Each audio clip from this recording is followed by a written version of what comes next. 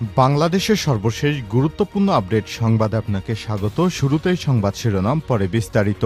শুরুতেই জানাবো, ভারতের সাথে নতজানু পররাষ্ট্র নীতি থেকে সরে এসেছে বাংলাদেশ সরকার, বললেন আসিফ মাহমুদ। ভারতের সঙ্গে নতজানু পররাষ্ট্র নীতি আর হবে না, এ বিষয়ে বাংলাদেশ সরকার সরে এসেছে বলে জানিয়েছেন স্থানীয় সরকার, পল্লী উন্নয়ন এবং সমবায় উপদেষ্টা আসিফ মাহমুদ সজীব ভুঁইয়া। আজ কুমিল্লা পল্লী উন্নয়ন একাডেমির বাট লালমাই অডিটোরিয়ামে অনুষ্ঠিত financial influence and rural transmission বিষয়ক আন্তর্জাতিক প্রতিনিধি দলের কর্মশালায় সমাপনী অধিবেশন শেষে সাংবাদিকদের এসব কথা জানান তিনি। এরপর জানাবো, বিজয় দিবসে আমন্ত্রণ পেলেন বিএনপি চেয়ারপারসন বেগম খালেদা জিয়া এবং বিএনপির ভারপ্রাপ্ত চেয়ারম্যান তারেক রহমান। মহান বিজয় দিবস উপলক্ষে রাষ্ট্রপতির সংবর্ধনা অনুষ্ঠানে সাবেক প্রধানমন্ত্রী ও বিএনপি চেয়ারপারসন বেগম খালেদা জিয়া এবং বিএনপির ভারপ্রাপ্ত চেয়ারম্যান তারেক রহমানকে আমন্ত্রণ জানিয়েছেন রাষ্ট্রপতি। বিএনপি চেয়ারপারসন বেগম খালেদা জিয়া ও ভারপ্রাপ্ত চেয়ারম্যান তারেক রহমানের পক্ষ থেকে এই দাওয়াতপত্র গ্রহণ করা হয়েছে।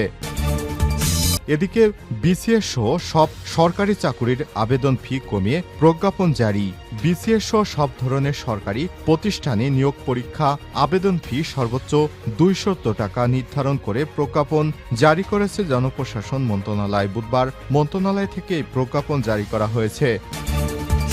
এবারে জানাবো, পোশাক খাতে অস্থিরতা সৃষ্টি করা হয়েছে বললেন উপদেষ্টা সাখাওয়াত। অন্তর্বর্তীকালীন সরকারের শ্রম কর্মসংস্থান উপদেষ্টা এম এ সাখাওয়াত হোসেন বলেছেন, শিল্প খাতে এক ধরনের অস্থিরতা চলছে, বিশেষ করে তৈরি পোশাক খাতে অস্থিরতা সৃষ্টি করা হয়েছে। পতিত সরকারও তাদের বন্ধুরাষ্ট্র কিছু সমস্যা তৈরি করছে, আর কিছু সমস্যা শ্রমিকেরা না বুঝেই করছেন।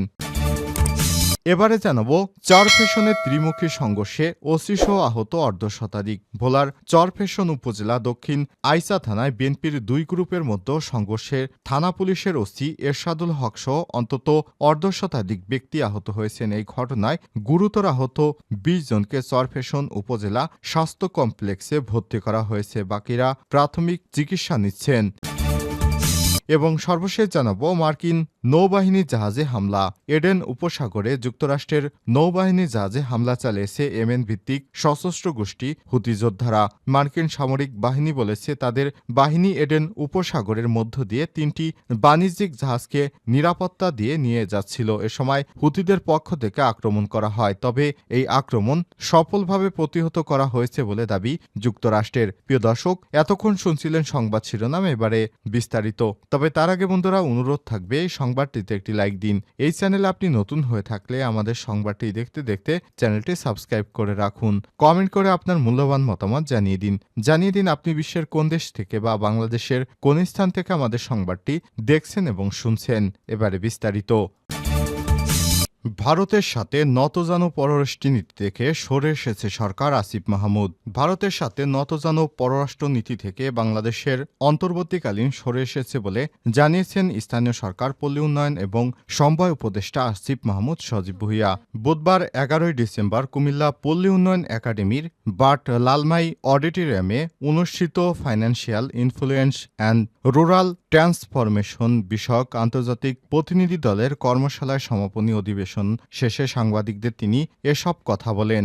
আসিফ মাহমুদ বলেন, জাতীয় স্বার্থ কম্প্রোমাইজ করে আমরা কোনো পররাষ্ট্র সম্পর্ককে বিশ্বাস করি না। অন্তর্বর্তীকালীন সরকার ভারতের সাথে নতজানু পররাষ্ট্র নীতি থেকে সরে এসেছে।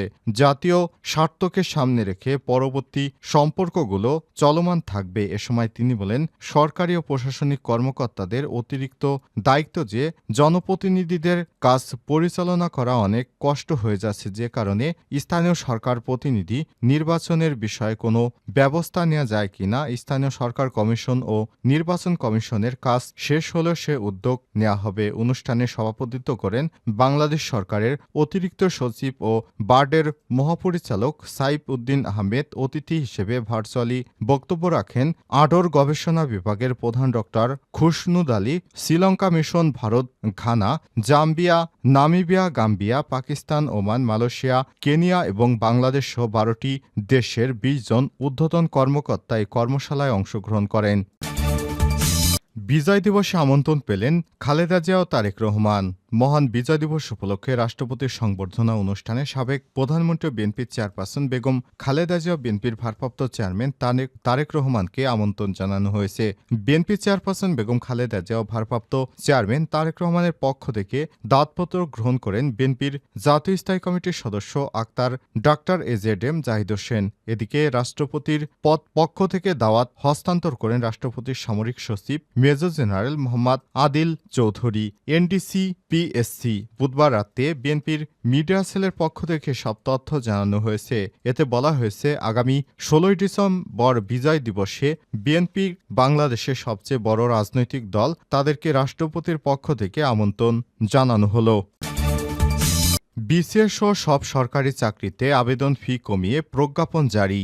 বিসিএস সহ সব ধরনের সরকারি প্রতিষ্ঠানে নিয়োগ পরীক্ষার আবেদন ফি সর্বোচ্চ ২০০ টাকা নির্ধারণ করে প্রজ্ঞাপন জারি করেছে জনপ্রশাসন মন্ত্রণালয়। বুধবার মন্ত্রণালয়ের পক্ষ থেকে প্রজ্ঞাপন জারি করা হয়েছে। প্রজ্ঞাপনের মাধ্যমে সরকারি কর্ম কমিশনের সঙ্গে পরামর্শ করে বাংলাদেশ সিভিল সার্ভিস বয়স যোগ্যতা ও সরাসরি নিয়োগের জন্য পরীক্ষা বিধিমালা ২০১৪ সংশোধন করা হয়েছে। এতে জানানো হয়েছে, বিসিএস পরীক্ষার আবেদন ফি ছিল ৭০০ টাকা, এদিকে ২০০ টাকা নির্ধারণ করা হয়েছে।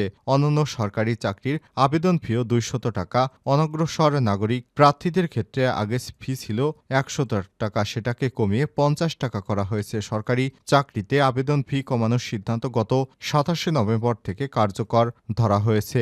বিসিএসে মৌখিক পরীক্ষায় ২০০ নম্বর থেকে কমিয়ে ১০০ নম্বর করা হয়েছে। এখন থেকে বিসিএসে ১০০০ নম্বরের পরীক্ষা হবে, আগে ১১০০ নম্বরের পরীক্ষা হতো। সরকারি চাকুরিতে প্রবেশের বয়স বেড়ে ৩২ নির্ধারণ করায় বিধিমালা সংশোধন করে সরকারি চাকুরিতে প্রবেশের সর্বোচ্চ বয়স ৩২ বছর করা হয়েছে।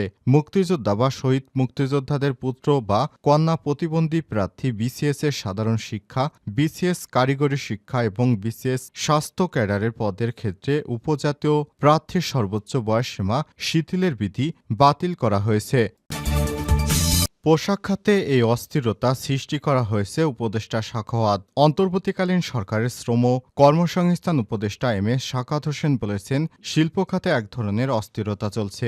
বিশেষ করে তৈরি পোশাক খাতে এই অস্থিরতা সৃষ্টি করা হয়েছে। পতিত সরকার এবং তাদের বন্ধুরাষ্ট্র কিছু সমস্যা তৈরি করেছে, আর কিছু সমস্যা শ্রমিকেরা না বুঝেই তৈরি করছে। বুধবার ১১ ডিসেম্বর রাজধানীর আগারগাঁয়ে ভোটার সচেতনতা এবং নাগরিক সক্রিয়তা কার্যক্রম নিয়ে আয়োজিত নাগরিক উৎসবে তিনি এসব কথা বলেন। দ্য হাঙ্গার প্রজেক্ট বাংলাদেশ সুশাসনের জন্য নাগরিক সূচন যৌথভাবে আয়োজন করে। পোশাক খাতের অস্থিরতা নিয়ে এম.এ. সাখাওয়াত হোসেন বলেছেন, শ্রমিকেরা সমস্যা তৈরি করেছে সেটি বিষয় না, তাদের দিয়ে সমস্যা তৈরি করানো হচ্ছে, এটি দুর্ভাগ্যজনক। যারা দেশের বাইরে থেকে অস্থিরতা তৈরির ইন্ধন দিচ্ছে তাদের বিষয়ে সচেতন থাকতে হবে।